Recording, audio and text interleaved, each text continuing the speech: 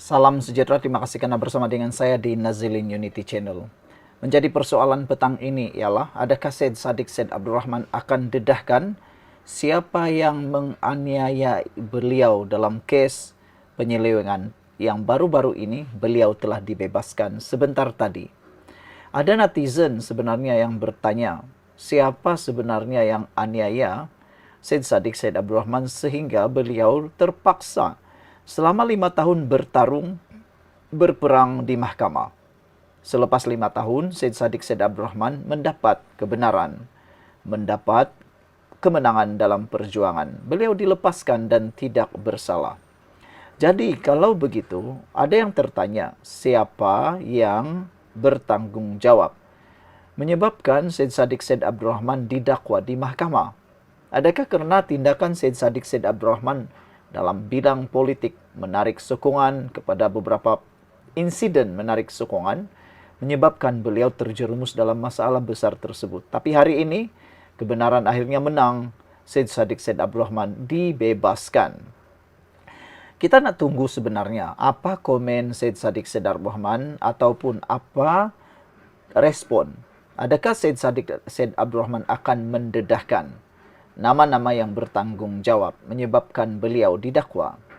Hari ini kita bermula daripada laporan tentang komen Syed Saddiq Syed Abdurrahman. Barulah kita lihat pula apa komen daripada ibu Syed Saddiq Syed Abdurrahman sendiri terhadap kes ini.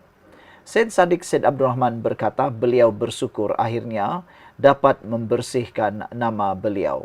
Ada yang kata pendakwaan gagal di dalam kes ini. Dan ada juga yang kata inilah yang ditunggu-tunggu. Adakah Syed Saddiq Syed Abdurrahman akan kembali semula sebagai Presiden Parti Muda selepas beliau dibebaskan?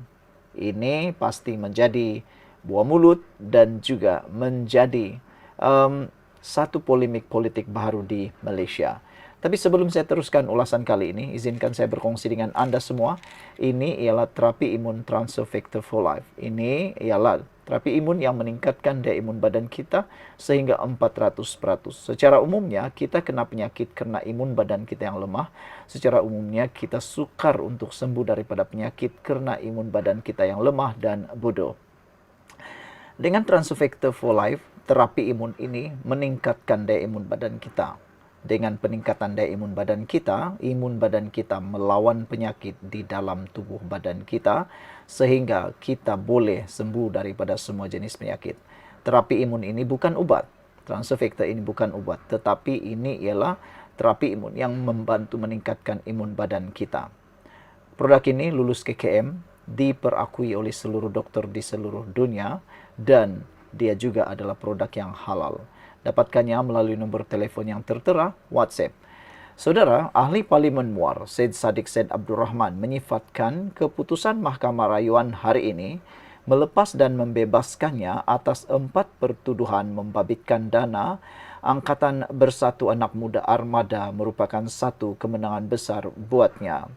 Dalam sidang media penuh emosi di perkarangan Istana Kehakiman, Syed Saddiq melahirkan rasa bersyukur terhadap keputusan panel hakim yang telah membersihkan namanya setelah 5 tahun prosiding berlangsung. Sejujurnya, saya berharap bahwa apa saya lalui tidak akan dilalui mana-mana musuh politik saya, kata beliau lagi. Saya tidak berdendam pada masa depan. Saya perlu ucapkan terima kasih kepada barisan peguam. Ini bukan setakat memenangi kes di mahkamah, tetapi dari awal berada di pihak yang benar, katanya. Terdahulu, Mahkamah Rayuan hari ini melepas dan membebaskan bekas Menteri Belia dan Sukan itu daripada sabitan dan hukuman kerana bersubahat melakukan pecah amanah jenayah. 5 tahun lalu sangat sukar, kata Syed Saddiq. Saya ingat semula detik ibu ayah saya disoal siasat. Sedangkan ibu ketika itu sedang melawan kanser yang telah berulang. Saya juga menolak pelbagai tawaran demi membersihkan nama saya di mahkamah.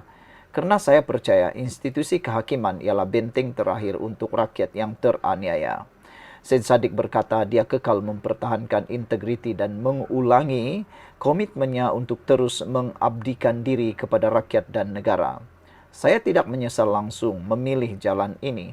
Saya akan terus berkhidmat demi Malaysia yang saya sayangi melebihi hidup saya sendiri, tegasnya lagi. Saudara-saudara sekalian, jelasnya keputusan itu membuktikan bahwa pihak pendakwaan gagal membuktikan kes prima facie terhadap anak guamnya. Pertama, kata peguam Syed Saddiq, tiada prima facie terhadap kes ini. Kedua, yang Arif Hakim Mahkamah Tinggi tidak menghargai pembelaan yang dikemukakan oleh Syed Saddiq, namun Mahkamah Rayuan telah menerima dan menghargai hujahan yang dikemukakan oleh pihak kami, katanya. Tambahnya, keputusan Mahkamah Rayuan juga mendedahkan tiada bukti niat tidak jujur oleh anak guamnya seperti didakwa. Pertuduhan pertama, mahkamah memaklumkan bahawa tiada bukti niat tidak jujur oleh anak guam kami terhadap uang 1 juta ringgit yang sebenarnya untuk kegunaan program parti politik. Malah tiada 1 sen pun masuk ke poket anak guam kami. Pertuduhan kedua pula membuktikan wang terbabit adalah milik anak guam kami dan bukannya sesiapa. Jadi, tiada isu penyelewengan jenayah. Disebabkan pertuduhan kedua gagal, maka pertuduhan berkaitan juga tidak boleh diteruskan, katanya. Sebelum ini, Syed Saddiq memfailkan rayuan bagi mengedepikan sabitan dan hukuman penjara 7 tahun, 2 sabitan serta denda 10 juta ringgit yang dijatuhkan oleh Mahkamah Tinggi Kuala Lumpur selepas didapati bersalah atas 4 pertuduhan berkenan. Dia didakwa bersubhat dengan bekas penolong bendahari armada. Sekian untuk kali ini. Jangan lupa tinggalkan komen anda, tekan butang subscribe. Bye-bye. Salam sejahtera, terima kasih kerana bersama dengan saya di Nazilin Unity Channel. 1 jam selepas Syed Saddiq Syed Abdul Rahman dibebaskan oleh mahkamah, ini yang tiba-tiba berlaku kepada beliau. Pendakwaan akan rayu keputusan kes Syed Saddiq. Wow, ini satu berita yang pastinya bukan saja menjadi isu hangat, tetapi juga menjadi satu cabaran baru kepada Syed Saddiq Syed Abdul Rahman. Walaupun beliau telah berjaya membebaskan diri daripada hukuman penjara dan sebatan serta denda, namun itu belum berakhir. Sistem undang-undang di Malaysia tidak hanya sekadar sampai di Mahkamah Rayuan. Ada satu lagi mahkamah tinggi di Malaysia, iaitu Mahkamah Persekutuan, yang masih boleh menimbang tara adakah beliau, iaitu Syed Saddiq Syed Abdul Rahman, bakal dipenjarakan ataupun akan kekal bebas. Hari ini pendakwaan akan rayu keputusan kes Syed Saddiq. Pihak pendakwaan akan membuat rayuan di Mahkamah Persekutuan susulan keputusan Mahkamah Rayuan hari ini yang melepaskan dan membebaskan Ahli Parlimen Muar Syed Saddiq Syed Abdul Rahman daripada sabitan salah dan hukuman penjara 7 tahun, 2 sebatan serta denda 10 juta ringgit yang dikenakan terhadapnya sebelum ini. Perkara itu dimaklumkan Ketua Pesuruhjaya SPRM Azam Baki ketika diminta mengulas mengenai perkara tersebut.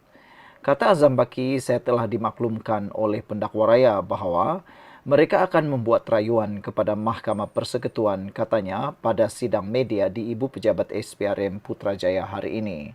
Saudara, saya nak kongsikan dengan anda semua, ini terapi imun Transformative Whole Life. Terapi imun ini membantu meningkatkan daya imun badan kita sehingga 400%. Secara umum dan ringkasnya, kita kena penyakit atau kita tak dapat sembuh daripada penyakit kerana imun badan kita yang lemah atau imun badan kita yang bodoh. Dengan peningkatan daya imun badan kita, kita menjadi kuat untuk melawan penyakit dari dalam tubuh badan kita, untuk menjadikan kita sembuh daripada semua jenis penyakit dengan peningkatan daya imun badan. Ingat, Transofactor ini terapi imun, bukan ubat. Terapi imun ini diiktiraf oleh seluruh doktor di seluruh dunia dan mendapat kelulusan KKM serta halal.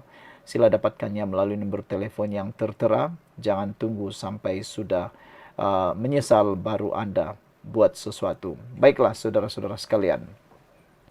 Kata Azam Baki, beliau telah dimaklumkan oleh pendakwa raya bahawa mereka akan membuat rayuan kepada Mahkamah Persekutuan.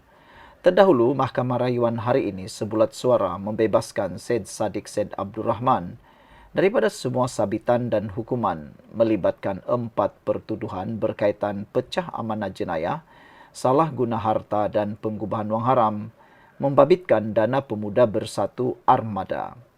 Keputusan itu dibuat sebulat suara oleh panel tiga hakim yang dipengerusikan oleh Ahmad Zaidi Ibrahim bersama Azman Abdullah dan Nurin Badarudin. Sebelum ini, Mahkamah Tinggi Kuala Lumpur pada 9 November 2023 mensabitkan kesalahan bekas Menteri Belia dan Sukan itu dan menjatuhkannya hukuman penjara 7 tahun, 2 sebatan serta denda 10 juta ringgit. Sementara itu, Azam Baki ketika ditanya sama ada dia kecewa dengan keputusan Mahkamah Rayuan hari ini, dia menegaskan bahawa dia tidak mempunyai sentimen peribadi dengan sesiapa dalam menjalankan tugas. Kata Azam Baki, saya tiada isu personal dengan sesiapa. Saya tak ada kecewa atau suka dalam menyiasat apa-apa kes. Wow. Beginilah yang sepatutnya yang kita nak dengar. Tiada campur tangan, tiada sentimen peribadi, tiada suka atau tiada kecewa. Jalankan tugas mengikut tanggungjawab. Bukannya pilih-pilih bulu. Inilah yang kita mahu. Patutnya semua orang pun bekerja seperti Azam Baki. Rupa-rupanya inilah sebabnya ramai orang yang mahu Azam Baki dikekalkan. Tapi ada juga sebilangan yang mahu Azam Baki tidak diteruskan jawatan atau kontraknya. Rupa-rupanya mereka takut dengan Azam Baki kerana tindakan Azam Baki yang tegas. Anwar Ibrahim sudah memberitahu dia meneruskan kontrak Azam Baki kerana integriti dan ketekalan Azam Baki dalam menjalankan tugas beliau. Sekian dulu untuk kali ini. Jangan lupa tinggalkan komen Anda, tekan butang subscribe. Bye-bye. Salam sejahtera, terima kasih kerana bersama dengan saya di Nazilin Unity Channel. 3 dalam 1. Hari ini, dalam satu hari, ada kes yang menarik. Pertama, Syed Saddiq Syed Abdurrahman dibebaskan. Itu dah cerita. Tak apa, jangan marah. Yang kedua, hari ini juga SPRM telah mengatakan bahawa siasatan selesai untuk kes Ismail Sabri Yaakob. Dan mereka memohon untuk melucut hak 170 juta ringgit. Ringgit, bukan 170 ringgit. 170 juta tu banyaknya kan. Okey, itu cerita kedua. Itu pun anda dah berikan komen. Tapi kali ini, yang ketiga. Dalam sehari, 3 perkara menarik. Yang ketiga ialah SPRM pula memohon untuk melucutkan hak harta Daim Zainuddin termasuk Menara Ilham. Wow. Patutlah SPRM sekarang orang takut. Patutlah ramai yang tak suka dengan Anwar Ibrahim. Bukan kerana Anwar Ibrahim tak buat kerja, tapi mungkin dah terlebih kerja. Kita istiharkan ataupun kita gelar Anwar Ibrahim terlebih kerja. Kenapa? Orang dah tak suka sebab semua orang kena. Bukan lagi bilis-bilis kecil, tapi termasuk bilis-bilis besar. Ataupun semua orang-orang besar sekarang ini juga disiasat SPRM. Terkini, SPRM mohon lucut harta Daim termasuk Menara Ilham.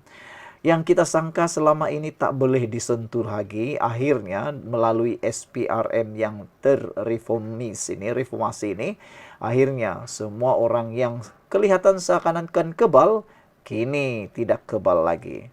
SPRM membuat beberapa permohonan bagi melucut hak beberapa harta milik Allahyarham Daim Zainuddin dan isteri serta proksi mereka termasuk Menara Ilham.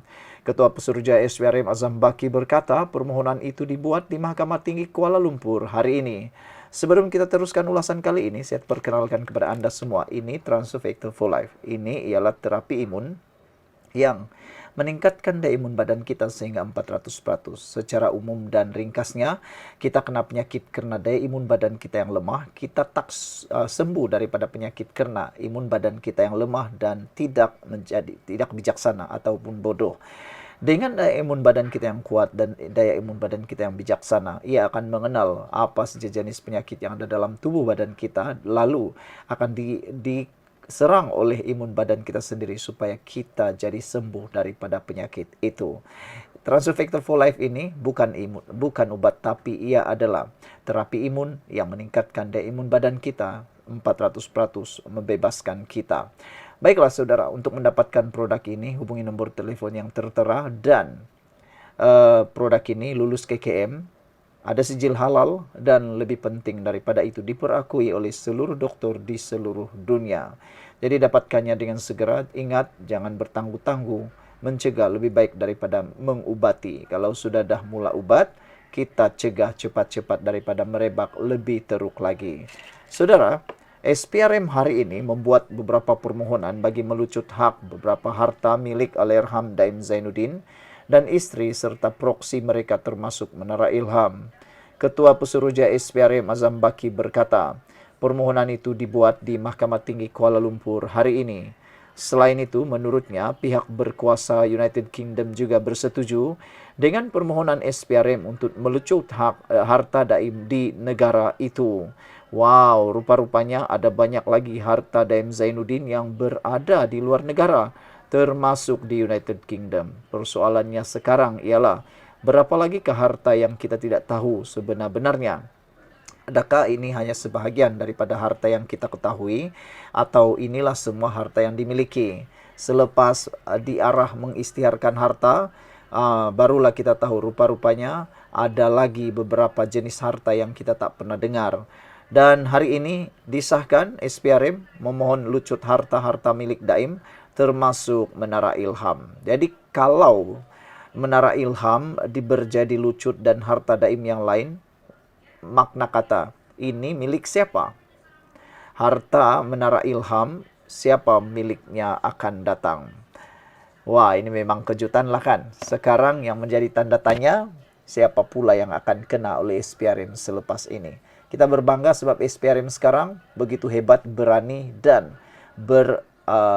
berevolusi. Tak lagi takut-takut, dia akan serbu siapa saja.